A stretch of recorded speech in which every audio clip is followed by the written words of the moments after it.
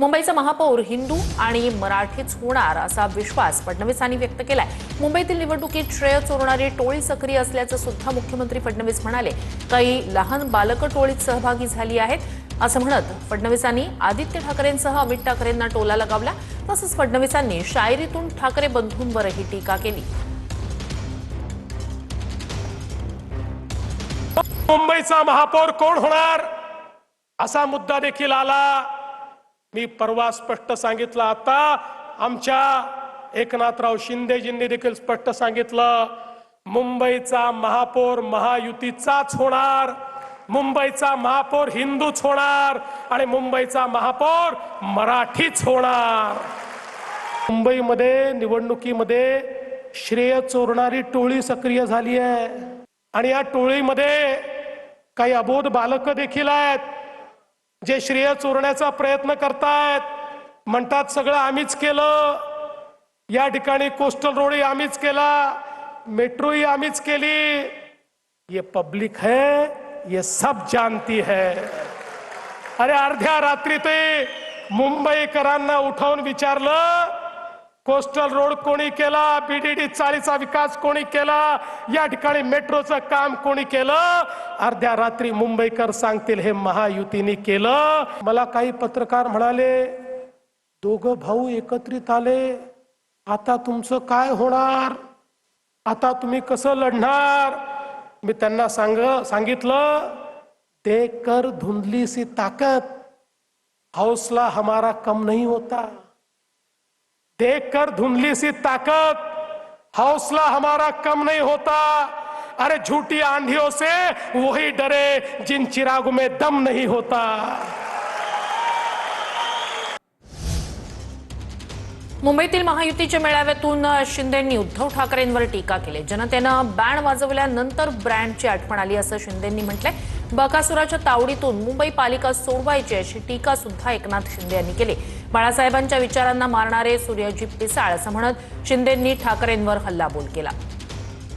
जनतेने बँड वाजवल्यावर ब्रँडची आठवण आली, पण खरा ब्रँड कोण आहे? खरा ब्रँड फक्त आणि फक्त बाळासाहेब खरा ब्रँड आहे। बाळासाहेबांचे विचार जपणारा सूर्याजी पिसाळ आहे। बाळासाहेबांचे विचार जपणारा सूर्याजी पिसाळ की त्यांच्या विचारांचे मारेकरी सूर्याजी पिसाळ? सत्तेसाठी झाले लाचार आणि तोडली बाळासाहेबांच्या विचारांची माळ। जनतेलाच माहित आहे कोण खरा सूर्याजी पिसाळ। आपल्याला या मगर मिठीतून मुंबईला आणि मुंबईकरांना सोडवायचं आहे। बकासुराच्या तावडीतून मुंबई बाहेर काढायची आहे ना। कोणी बकासूर होता? त्यासाठी शिवसेना भाजपा महायुतीचा बलभीम सज्ज झालेला आहे। त्यांना पुळका फक्त महापालिकेच्या तिजोरीचा आहे। राक्षसाचा जीव जसा पोपटात असतो माहित ना, तसा यांचा जीव कुठे आहे? मुंबई महापालिकेच्या तिजोरीत आहे। हे आता लपून राहिलेलं नाही। शिवसेना कागदावर आहे, धनुष्यबाण याचं उचलून त्याला दिलं तर शिवसेना संपली असं यांना वाटलं, पण खरे बाण माझ्याकडे आहेत असं उद्धव ठाकरे म्हणाले। आता दोन्ही भाऊ एकत्र आलो आहोत, 16 तारखेला वाजत गाजत विजयी उमेदवाराला माझ्याकडे आणि राज ठाकरेंकडे घेऊन या असं म्हणत उद्धव ठाकरेंनी जनतेला आवाहन केलंय। त्यांना असं वाटलं होतं की शिवसेना ही कागदावर आहे, धनुष्यबाण ह्याचं उचलून त्याला दिलं म्हणजे शिवसेना संपली। नाही, खरे बाण माझ्याकडे आहेत। आम्ही दोन भाऊ एकत्र आलेलो आहोत, भूमिपुत्रांसाठी एकत्र आलेलो आहोत। मग तुमच्या मनासारखं झालंय, आमच्या मनासारखं करून दाखवणार की नाही दाखवणार? आणि 16 तारखेला वाजत गाजत गुलाल उधळत माझ्याकडे आणि राजकडे दोघांकडे तुम्ही वाजत गाजत गुलाल उधळत आपल्या विजय उमेदवारांना घेऊन या। तर भिवंडीमध्ये काँग्रेस आणि भाजप कार्यकर्त्यांमध्ये तुफान हाणामारी झाली। काँग्रेसची रॅली भाजपच्या कार्यालयासमोरून जाताना वाद झाला। काँग्रेस कार्यकर्ते घोषणाबाजी करत असल्यानं दोन्ही पक्षांमध्ये वाद झाला। दोन्ही गटांकडून दगडफेकीसह बांबू फेकण्यात आले। भंडारी चौक नारपोलीमधल्या वॉर्ड क्रमांक 20 मधली ही घटना आहे। भाजप उमेदवार यशवंत टावरे आणि काँग्रेस उमेदवार जितेंद्र पाल यांचं कार्यालय रस्त्यात समोरासमोर आहे।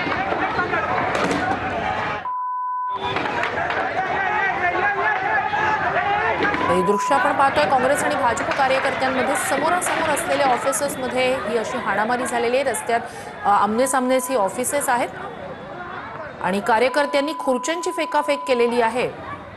पोलिसांकडून या सगळ्या ठिकाणी परिस्थिती नियंत्रणात आणण्याचा प्रयत्न केला जात होता, मात्र जोरदार घोषणाबाजी, एकमेकांना इशारे देत एकमेकांच्या अंगावर बांबू फेकण्यात आले, खुर्च्यांची सुद्धा फेकाफेक झालेली आहे। त्यांनी डायरेक्ट आम्ही तिथे प्रचार करत असताना आम्हाला डायरेक्ट येऊन, आम्ही लेडीज होतो पुढे, आम्हाला डायरेक्ट येऊन धक्काबुक्की केली आणि सांगितलं इथे उभं राहून प्रचार करायचा नाही, इथे आम्ही तुम्हाला उभं राहून देणार नाही, हा आमचा एरिया आहे। पूर्ण CCTV चेक करू शकता, आमच्या लेडीजच्या हातात कोणाच्याच हातात काय नाही, दगड नाही, खुर्ची नाही, काठ्या नाही, काय नाही। जसं माझ्या वडिलांना 2017ला संपवलं तसं आता माझ्या आईला पण संपवायचं आहे। हेच कट आहे ना, पोलीस सोबत असताना आमच्या बरोबर पोलीस गार्ड आमच्या बरोबर असताना ही गोष्ट घडलेली आहे। ते नसते तर काय झालं असतं, याचा जाब मला उत्तर पाहिजे। आणि आज जर इथे FIR झाली नाही तर मी इथे उपोषण करणार।